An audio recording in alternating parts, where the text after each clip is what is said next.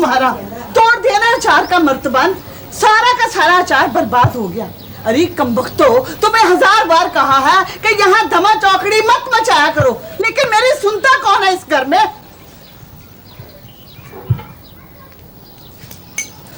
अरे कमबख्त, मरती भी तो नहीं तुम में से एक आध। 4 लड़कियों ने डेरा लगा रखा है। अब चल भाग यहाँ से, मर, उठा उसको। आई मम्मी मर गई। तो हमसे नहीं डरना दादी, मुझे क्यों मार दिया? तो और क्या मैंने तोड़ा है? क्या हुआ, रो क्यों रही है? वो तो बाहर से आया था दादी जी, हम तो। तू चुप कर रही, बाहर से आया था। तुझे अपने घर में जगह नहीं मिलती जो दिन रात यहाँ मरी रहती है? चल चल भाग यहाँ से। मम्मी दादी मुझे सबसे बेकार गाली दे रही है और मार रही है। उन्होंने मेरी चोटी में खींची। झूठ बोलेगी है? दादी बेकार गाली दे रही है। एक तो नुकसान करती है, ऊपर से बातें बनाती है। नहीं तोड़ा मन, मैं नहीं तोड़ा मन।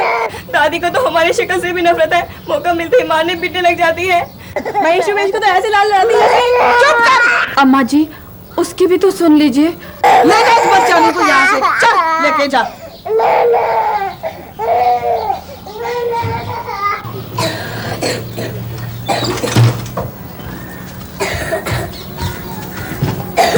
अरे अरे शैतानो, क्या ढूंढ रहे हो?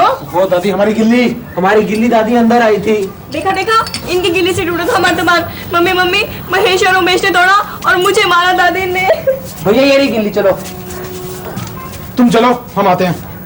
तुम्हें शर्म नहीं आती है? उसे क्या कह रही है? अब उन्हें क्या पता था गिल्ली अंदर आ जाएगी और मर्तबान तोड़ देगी? हम तो बाहर खेल रहे थे, हमें क्या पता। बेचारे सुबह से भूखे प्यासे बाहर खेल रहे हैं, अंदर आकर करे भी तो क्या? यही कला कलेशी तो होना है। दादी मेरे सिर पे अचार के बदबू वाले हाथ लगा दिए। देखो देखो, गुस्से में भी कितना प्यारा लग रहा है। अरे ऐसे दीदे फाड़े क्या देख रही है? जा जाकर भाइयों के लिए आलू के पराठे बनाकर मैं बनाऊंगी। क्या कहा? तेरी हिम्मत बड़ी बढ़ती जा रही है। आज आने दो चक्करधर को, तुझे डंडे से पिटवाऊंगी। क्या हुआ मम्मी? कुछ नहीं, अम्मा जी ने नंदी को। हाँ कह दे, मैंने नंदी को मारा है। दोष करेगी तो पिटेगी ही। ओहो दादी, तुम भी बस चुप हो जाओ। ले बटन टांग देंगे, शाम तक देने हैं। और उमेश और महेश चलो पढ़ने बैठो। तू आदमी है या जानवर? बेचारे बच्चे थके हारे आए हैं, पहले उन्हें खाने पीने तो दे। हर वक्त पढ़ो पढ़ो पढ़ो की रट लगाए रहती है। चलो ना दादी, आलू के पराठे बनाकर दो, नहीं तो हम नाराज हो जाएंगे। चलो। देखो देखो ना कैसे हुक्म चला रहे हैं लाड साहब की तरह, बिल्कुल अपने बाप के जैसे। शैतान। मैं वारी जाऊं मेरे प्यारे प्यारे महेशी उमेशी। 4 पोतियां 2 पोते, बस 2 और चाहिए मुझे, और कुछ नहीं चाहिए।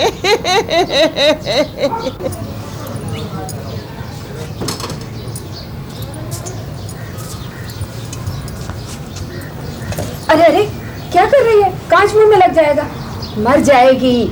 देखती नहीं मर्तबान टूट गया है। अरे मम्मी, बेटी तो मर गई तो तुम्हारा एक बोझ हल्का होगा।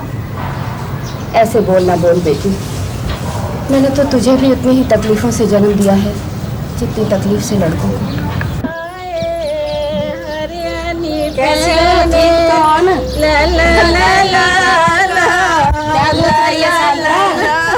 बैठो, ऐसे पुराने कपड़े सी रही हूँ, बड़ी मुश्किल से टाइम मिला है आज। ऐसे हर वेले फटे कपड़े सींदी रहती है। क्या करूं, तुम्हारी तरह से ठानी थोड़ा ही हूँ कि रोज रोज नए कपड़े सिलवा लूं। ले और सुननी, जिन्ना तेरा खसम कमांदा है ना, उन्ना ही मेरा भी कमांदा है। मैं सेठानी हो गई।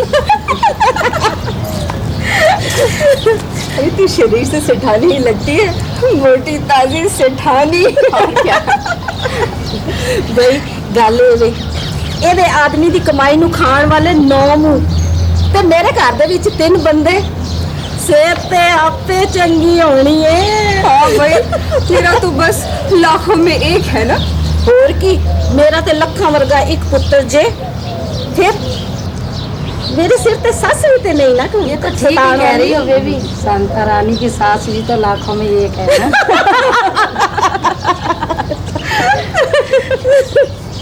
अरे शांता, सुमुखी की शादी कब कर रही हो? सगाई तो बड़ी धूमधाम से की थी। करना तो चाहते हैं मन्नू, लेकिन क्या करें, अभी तो पहला ही कर्जा नहीं चुका है और कर्जा कहाँ से लें। अरे सगाई इतनी देर तक नहीं रखनी चाहिए, लड़के वालों के कानों में उल्टी सीधी खबर पहुंच जाए तो रिश्ता टूट जाता है। ये तो ठीक ही कह रही हैं शांता। ठीक है। अरे बेबी, इसको देख के इतना मुस्कुरा रही हो? ये और कौन हो सकता है? शांता दी सास सरोपा रानी। शांता रानी। जी अम्मा जी। मैं कीर्तन पर जा रही हूँ, 2 घंटे में लौटूंगी। सुना है बहुत बड़े महात्मा आए हुए हैं, सबके मन की मुराद पूरी करते हैं। ले, हाले भी मुराद रह गई है। क्या कह रही है बेबी? नहीं नहीं माँ जी, मैं तो कुछ नहीं कह रही, मैं तो तारीफा कर रही सर। साड़ी में तुझे कितने चंगे लगते रहे। अब क्या लगूंगी अच्छी। एक जमाना था जब लोग देखते ही रह जाते थे। हाय, अब तो हाथ पाँव ने भी जवाब दे दिया है, और ऊपर से ये बीमारी, कमजोरी भी बहुत है। अच्छा शांता रानी जी। तुम ऐसे करना, जरा दूध डालकर हलवा बना देना, मैं आकर खा लूंगी। जी अम्मा जी। मैं चलती हूँ। अरे बादाम पिस्ता भी डाल देना हलवे में। तेरी सास जरा कमजोर नजर आ रही है। तू भी खा लिया कर कभी हलवा, नहीं तो एवं ही मर जाएंगे तू। मैं भी हलवा खाने लगी तो बच्चे क्या खाएंगे? अरे तू ही मर जाएगी तो बच्चे क्या करेंगे? औरत को इतनी जल्दी मौत नहीं आती, पूरा भुगत के मरती है। और क्या हो गया? मुझे हुआ ही क्या है, मैं तो अरे शांता, इसको क्या हो गया तेरे को? आगे पढ़ने का विचार छोड़ दिया तुमने? हाँ, छोड़ना ही पड़ा। लेकिन सुमो, तुम तो कहती थी कि कब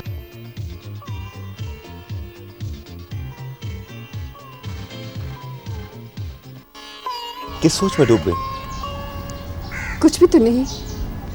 मेरी बात का बुरा मान गई तो फिर? क्या इसीलिए मुझे यहाँ बुलाया था?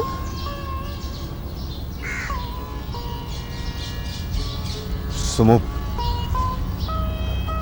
अब हमारी शादी होने वाली है और तुमसे जुड़ी हर बात में मेरा भी हिस्सा है। डैडी कह रहे थे कि तुम्हारे घर के हालात अब कुछ ठीक नहीं है। तुम लोगों के कपड़े सीकर तो क्या इसलिए तुमने पढ़ाई भी छोड़ दी? जब सब कुछ जानते हो फिर क्यों पूछ रहे हो? मैं असलियत तुम्हारे मुंह से जानना चाहता हूं।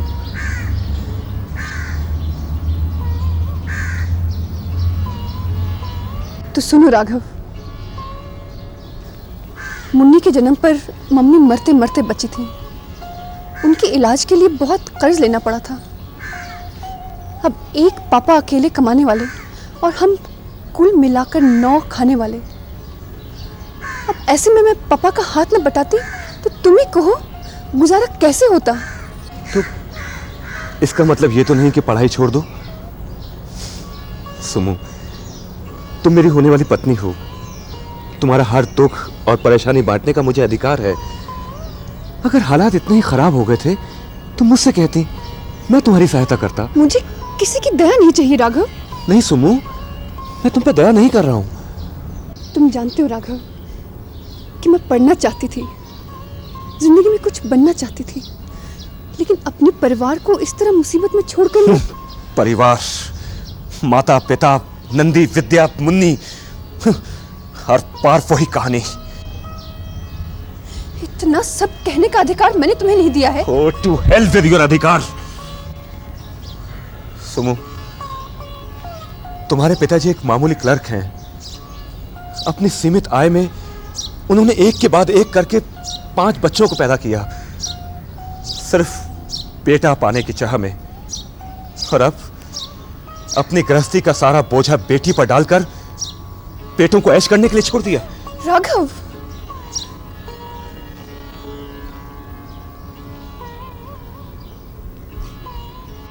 सुमू, सुमू, ये सब कहते हुए मुझे अच्छा नहीं लग रहा, लेकिन लेकिन मैं तुम्हें सुखी देखना चाहता हूं सुमू। शांता,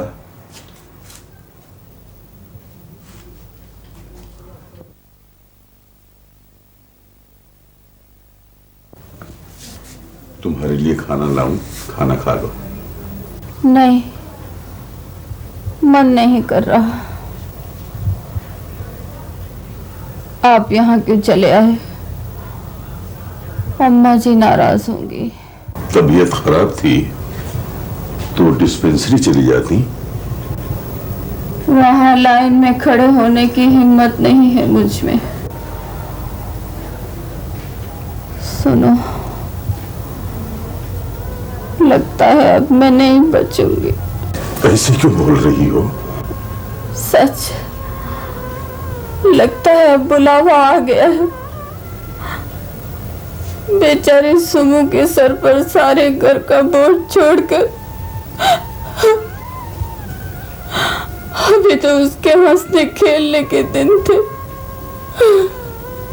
पर क्या कर सकते हैं, उसे इस घर के दुख सुख भी तो बांटने हैं।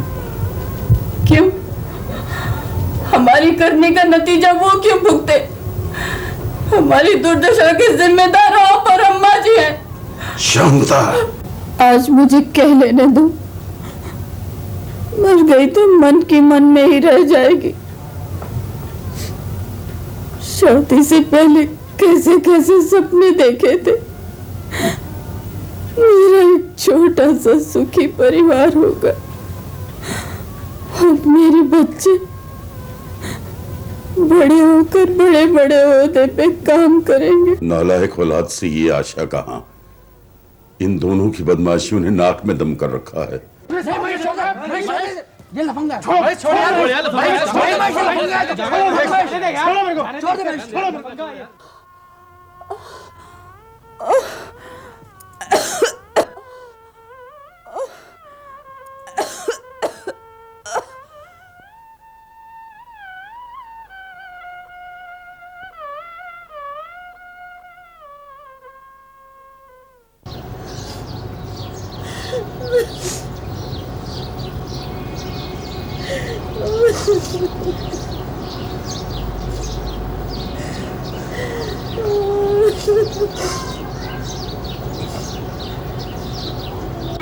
अच्छा ही हुआ अपने साथ मुन्नी को भी लेगी, वरना जाने क्या हाल होता। तेरी माँ तो सब दुखों से दूर चली गई। अब तूने ही संभालना है इस घर को।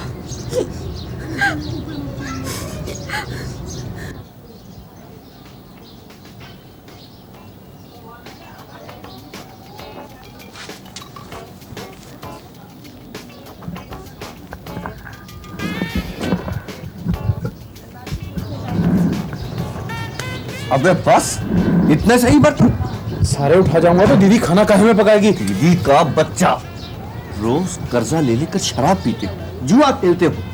उस वक्त दीदी का ख्याल नहीं आया। आज जब पैसे देने की बारी आई तो दीदी का ख्याल आ गया। मैं तेरा सारा कर्जा चुका दूंगा बब्बू। मेरे घर को और बर्बाद मत कर। अब चल यहाँ से। नहीं, मुझे माल चाहिए। 3000 रुपए देने हैं तूने मेरे। मैं घर की कितनी चीजें चुरा के तुझे दे चुका हूँ बब्बू। अब तो मुझ पर कौन सा एहसान किया है? ऐश भी तो तूने ही की है। मैं इनकार थोड़े कर रहा हूँ, कह तो रहा हूँ चुका दूंगा तेरा कर्जा। कैसे? दादी से मांग कर? जा ले आ, मैं यहाँ बैठा हूँ। भाई मुझे भी तो माल पाने के लिए पैसा चाहिए कि नहीं? अरे दादी के पास तो जो कुछ था सब चढ़ गया तेरी भेंट। अब उसके पास क्या रखा है? तो ऐसा कर, सुमू से ले। देख बब्बू, दीदी को सबसे बाहर रख। हो तो मैं क्या कह रहा हूँ भाई, मैं तो सिर्फ अपना ही पैसा मांग रहा हूँ ना। चल लिया, सुमू के पास जरूर होगा। तू इस वक्त तो चल यहाँ से, कल बात करेंगे। अच्छा ठीक है, तू कहता है तो चलते हैं। दोस्त के लिए इतना तो करना ही पड़ेगा ना। इतना तो दोस्त के लिए वैसे ही। आज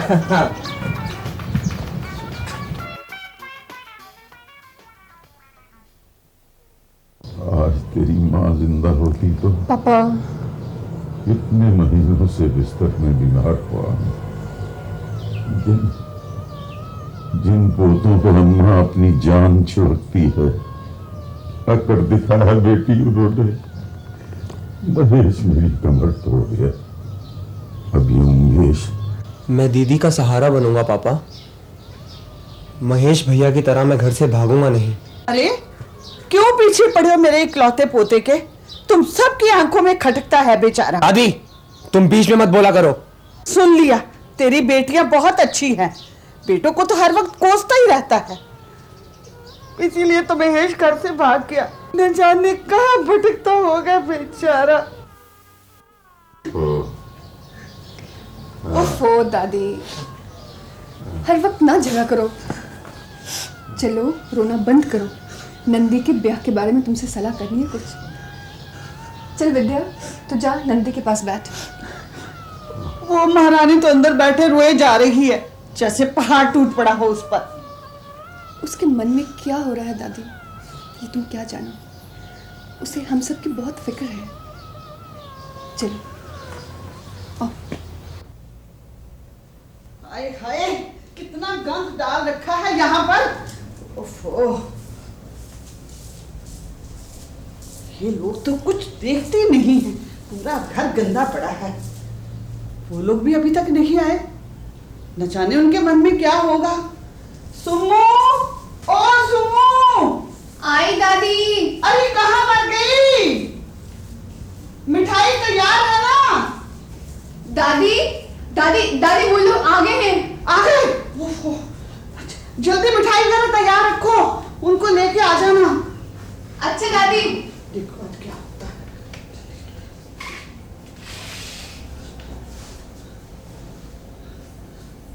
आइए आइए आइए पंडित जी।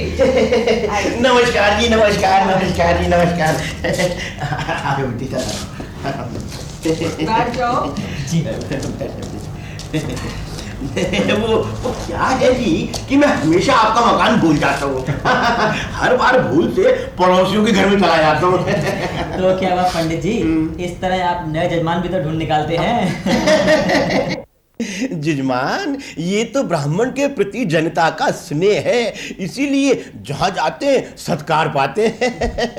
क्यों पंडिताई? जी हाँ, जी हाँ, हाँ। अब देखिए ना, इनका भी मुझ पर स्नेह है और आपका भी, इसीलिए तो ये ब्राह्मण ये घर का द्वार छोड़ के नहीं जाता। आप तो हमारे लिए पूजन योग्य हैं पंडित जी। वो क्या है कि आप जैसे और इन जैसे जजमान अब कहाँ मिलते हैं जी। अब तो कैसेट पर मंत्र चलाकर विवाह करने का समय आ गया। कलयुग, घोर कलयुग, घोर। लेकिन पंडित जी, आपके रहते हुए ऐसा कैसे हो सकता है? क्या लोगे आप लोग, ठंडा या गरम? अरे सुमो, ओ सुमो, अंदर से मिठाई भिजवा दे।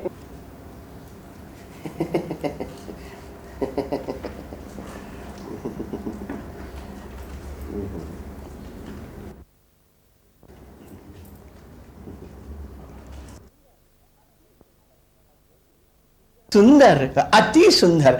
बेटी तुम जरा अंदर जाओ, हम तनिक वार्तालाप कर ले। तो कहिए पंडित जी। अब वो कहना क्या है पंडिताई, ये है जजमान दीनानाथ जी और ये इनके सुपुत्र अशोक शर्मा।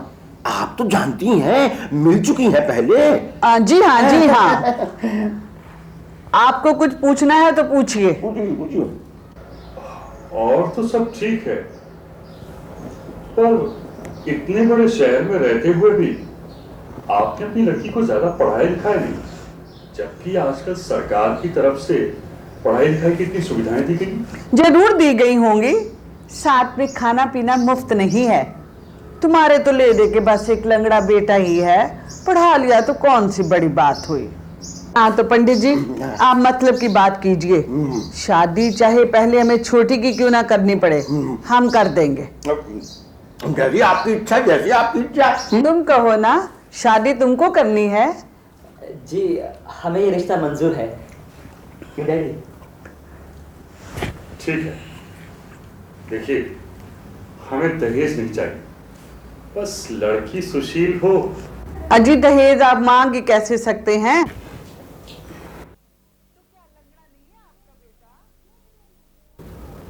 नो, अब क्या बुरा लग गया? रुकिए, आप हमें माफ कर दीजिए।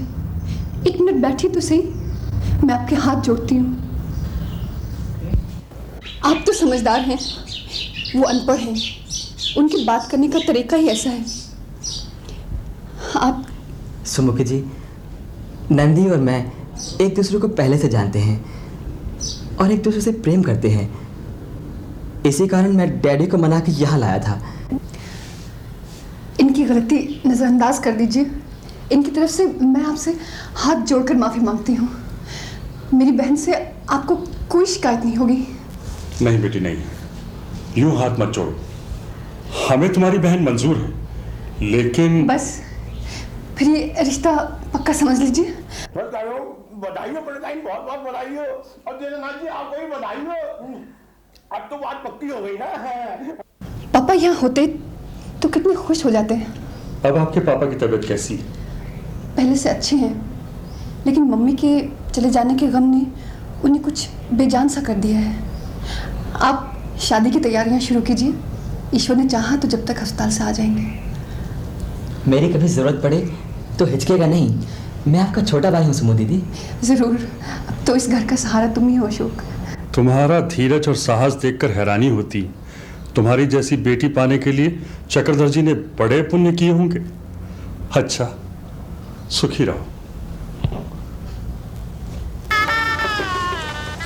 आपकी मझली पोती की शादी के बाद हमने निर्णय किया है, राघव मेरा पहला कैलाशनाथ जी, आपने तो हमारे ऊपर बिजली गिरा दी।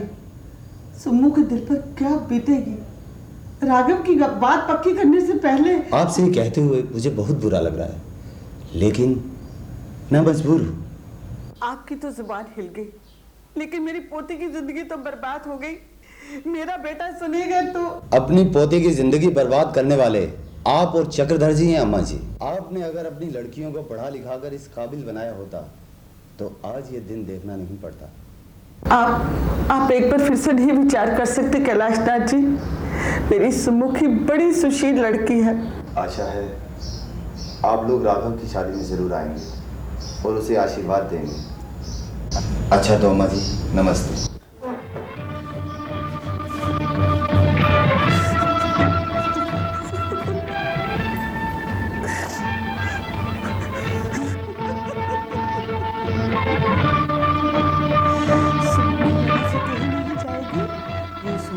चैन पड़ा ना सरूपा, तुझे तो सुमुखी से नफरत थी। मैं इसका बुरा नहीं चाहती। क्यों झूठ बोल रही है सरूपा? सुमुखी के जन्म पर तो ऐसे हुई थी जैसे कोई मर गया।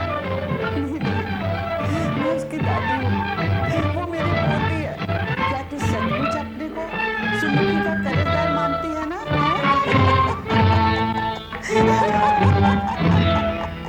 सुमुखी ने इस घर के लिए जो बेटों से भी बढ़कर किया है, मैं उसका बदला नहीं चुका सकती।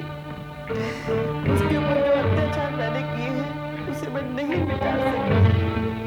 मैं पापी हूँ, मैं पापी हूँ, मैं पापी हूँ।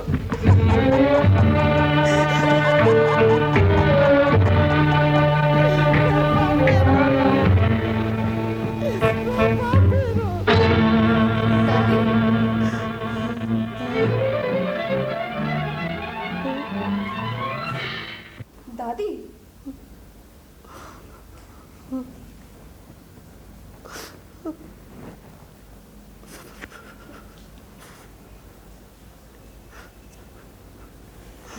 अरे उदास हो गई दादी? घबरा मत, पापा जल्दी ही ठीक होकर आ जाएंगे। और मैं जो हूँ, तुझे किस बात की चिंता है? अरे बुलिया, तेरी पोती है तो किस बात का गम है? देखना, सारी जिंदगी मैं यही रहूंगी, तेरे पास कहीं नहीं जाऊंगी।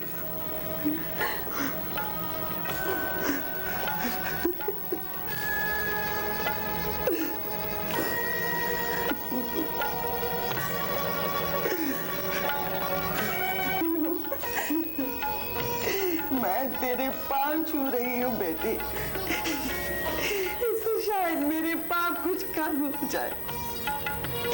एक एक करके मैंने तेरी माँ से 6 बच्चे जन्माए, बेटा होने की चाह में बहू भी कोई और पोते भी ना काम है। तुझे दिन रात में कोसती रही,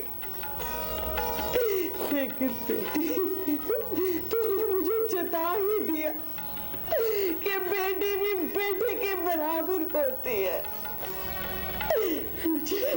मुझे माफ कर दे मेरी लाडो।